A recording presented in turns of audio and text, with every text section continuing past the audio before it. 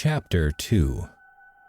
Kim enters her humble apartment feeling relieved to have faced her darkest fears, no matter what everyone else in the meeting thought of her. It means nothing, and the only focus is on a full recovery.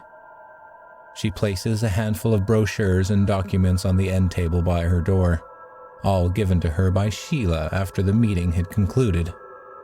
She said they would be helpful in finding her the proper support group, and while Narcotics Anonymous would never turn her away, it was not the best possible fit either. The apartment is small and dank, though it fits her needs well enough with a bed and toilet, plus plenty of active spider webs to sift through like crop harvesting.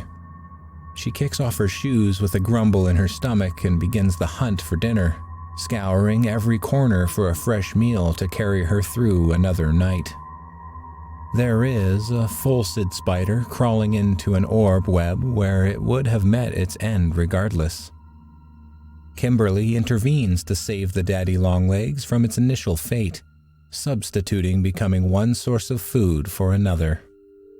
She grabs the arachnid, often mistaken as a harvestman, and allows it to crawl over her upturned palm and get comfortable.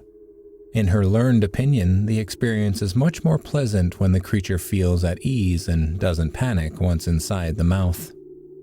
Daddy longlegs are such peaceful creatures by nature, and it doesn't take long for it to crawl up her arm. Kim guides the arachnid toward her chin with a shrugged shoulder pressed into her cheek. The 8 angular legs trapeze along their intended path that ends inside her open mouth. She tries to suppress a smile as her lips begin to curl at the corners, knowing she will finally eat again at last in a matter of moments, but the hunger will not stop there. The daddy longlegs steps seamlessly onto her chin and crawls up her cheek, its light touch resembling a tickling hair or stroke of a feather, more so than the sharper touch of some other spiders she has consumed before. In particular, wolf spiders have a heavier step and can act more aggressively if not properly calmed, especially with a back full of spiderlings. That is a meal that can never be forgotten. The night's dinner circles around the bridge of Kimberly's nose, causing her to giggle and wince before descending down the left cheek and directly into her mouth. It is done. Another morsel of food secured, though she thinks them not prey, but rather allies. The arachnid scurries over her tongue in a sudden fit of fear before relaxing into its new cave, both a sanctum and a grave, yet it does not yet know which. The movement slows until a beckoning from the back of her throat coaxes the creature toward it, with slow and tingling steps aimed at her tonsils and uvula. An involuntary swallow reflex forces the fulcid downward into her stomach, with a satisfying trickle and eventual splash. Kim did not find any food that afternoon before departing from her NA meeting, and the daddy longlegs is an especially welcome appetizer for whatever else is still to come. "Thank you for the nourishment. I needed it more than you know," she whispers into her own gut. "I thank you for prolonging my life at the expense of your own, for however long I am able to push forward.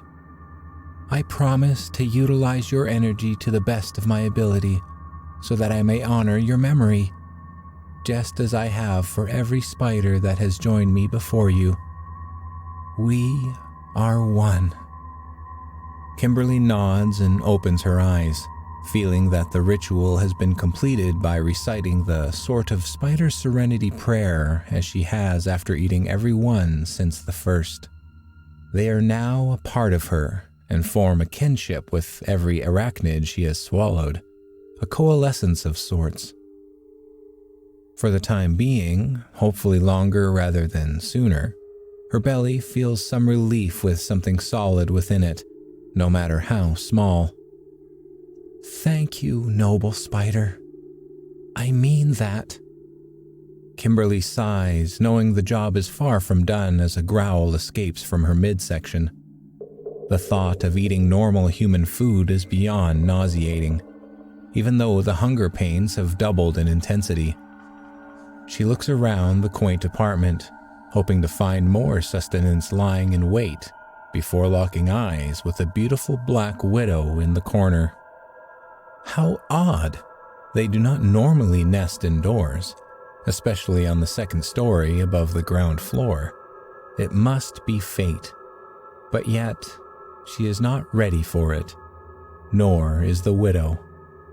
"Good evening, madame. So nice to see you here. I hope to establish a friendly relationship before taking things one step further. You see, it is my dream to join with one of you, although I believe we need to make each other's acquaintances first. My name is Kimberly, and I hope you will be the last spider I ever eat, one way or another." The black widow dangles in its dense and chaotic web, the thick and angular legs pointed menacingly while the red hourglass figure on its underside dares any predators to approach. Kim is similarly stick-like and pointed, though she feels to be more of a friend, albeit a hungry one.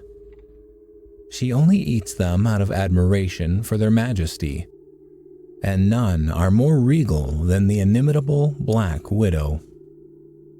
Hunger pangs and feelings of guilt strike her stomach and cause her to feel rather ill in combination.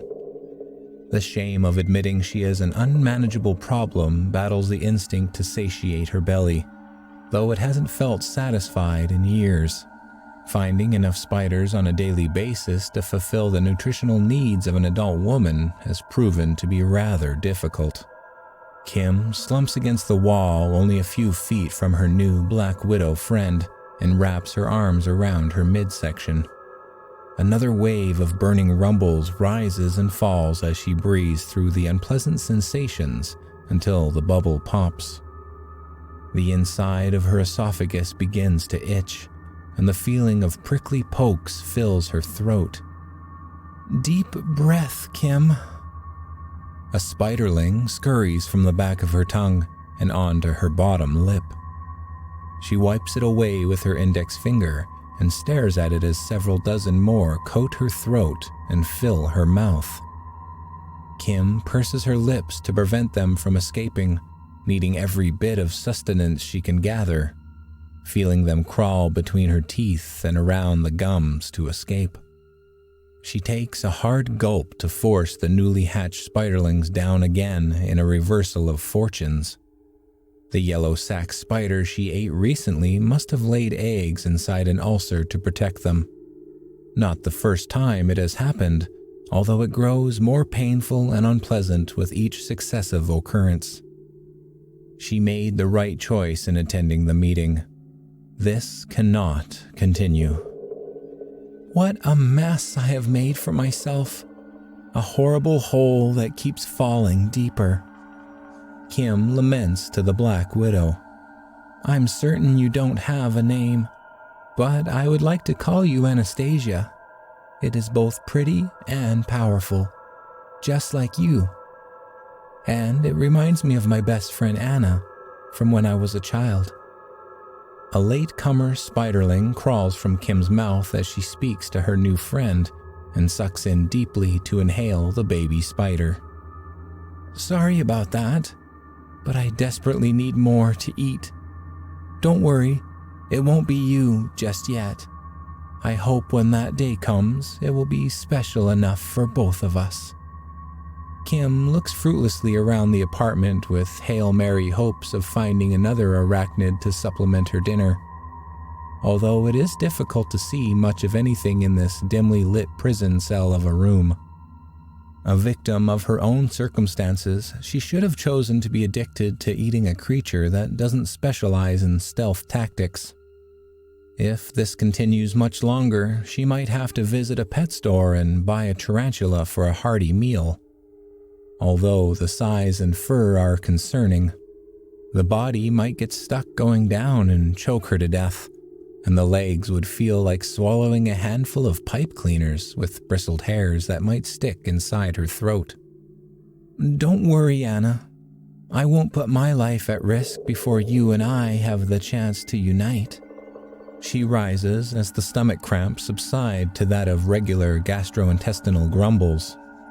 She reminds herself that feeling hungry is a good thing, and it will lead her down the path to recovery as her appetite eventually expands into including human food once again. Kim goes into a deep stretch with her arms extending behind her head, forcing out her already exposed ribs. She walks back to the small table by the door, holding the several flyers and brochures Sheila gave her to take home, all related to having poor relationships with food and other eating disorders, although an addiction to eating spiders falls somewhere in no man's land. Anything that might help her get better is a worthy endeavor to pursue, certainly made more apparent as another ulcer seizes her insides in burning agony. Kim drops the pamphlets to the table again and covers her face with both hands in a fit of desperation. Life has been particularly tough since her husband died, as his relatives collectively choose to have nothing to do with her in the aftermath of his death. Her own family began to distance themselves one by one as her addiction grew noticeably worse. Not entirely sure of how to help, so they turned their backs instead. Kim would arrive at every family function a mere shell of her former self and instigate accusatory whispers behind her increasingly smaller back. The most shocking thing of all is how 0 people between 2 different families stepped in to stand by her side and offer support. She grabs her phone and scrolls through the contact list, but doesn't find a single name that would answer her call for help. Where to now? 911? The pain isn't quite that bad, but it can't continue nonetheless. She is trapped in the jaws of death with no support and rapidly diminishing motivation to push forward. What kind of life would she lead to give up that which she loves most to please people who don't love her back? No, she must get better for herself alone. "Are you still here, Anna? I didn't mean to leave you, but I have been finding it difficult to manage the storm raging within myself recently, although that isn't your burden to bear. I got myself into this convoluted mess, and I am devoted to digging my way out. Oh, what a tangled web we weave. Wouldn't you agree?" The beautiful black spider remains stretched across her jagged nest and scurries away to incapacitate and eat a fly that has unknowingly landed in its final resting place.